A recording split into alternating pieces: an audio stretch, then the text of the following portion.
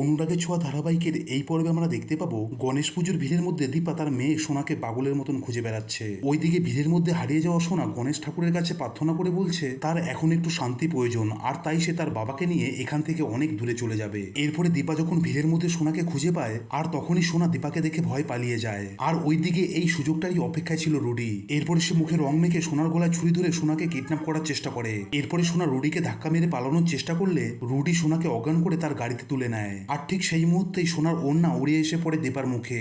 আর এটা দেখে দীপা নিশ্চিত হয়ে যায় যে সোনা এই গাড়িতেই আছে।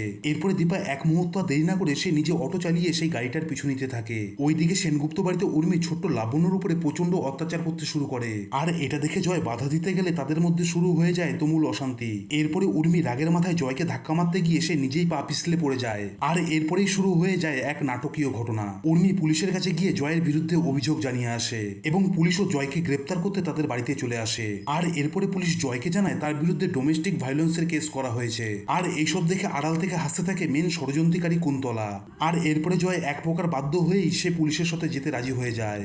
ওইদিকে কিডন্যাপ হয়ে যাওয়া সোনা এসে পৌঁছায় যমুনা মাসির ডেরায় এবং সেখানে তাকে ভয় দেখিয়ে একটি ঘরে আটকে রাখা হয়। আর এরপরে রুডি যমুনা মাসির নির্দেশে সোনাকে বিদেশে পাচার করে দেওয়ার পরিকল্পনা করে। শুধু তাই নয়, গাড়িতে থাকা সূর্যের অর্গান বিক্রি করে দেওয়ারও সিদ্ধান্ত নেয় তারা। ওইদিকে আমরা দেখতে পারি গাড়ির পিছু নিয়ে দীপা সেই ডেরায় এসে পৌঁছায়, কিন্তু তখন তার ফোনে নেটওয়ার্ক না থাকায় সে তখন কাউকে এই বিষয়টা জানাতে পারে না। আর তাই সে নিজের জীবনের ঝুঁকি নিয়ে সোনাকে বাঁচানোর সিদ্ধান্ত নেয়। আর এরপরেই দীপা একটি বুদ্ধি বার করে এবং সে পরিকল্পনা করে সেই ডেরায় একটি কাজ খুঁজতে যায়, যাতে তারা কোনো মতেই সন্দেহ না করতে পারে যে সে সোনাকে বাঁচাতে এসেছে। তো বন্ধুরা, দীপা কি পারবে সোনাকে যমুনা মাসির ডেরার থেকে ফিরিয়ে আনতে, নাকি সে রুডির হাতে ধরা পড়ে যাবে? আপনাদের কি মনে হয়? আপনাদের মতামত অতি অবশ্যই আমাকে কমেন্ট করে জানাবেন। আর যদি আমার এই রিভিউটা আপনাদের ভালো লেগে থাকে তাহলে অতি অবশ্যই আমার চ্যানেলটিকে সাবস্ক্রাইব করে দেবেন।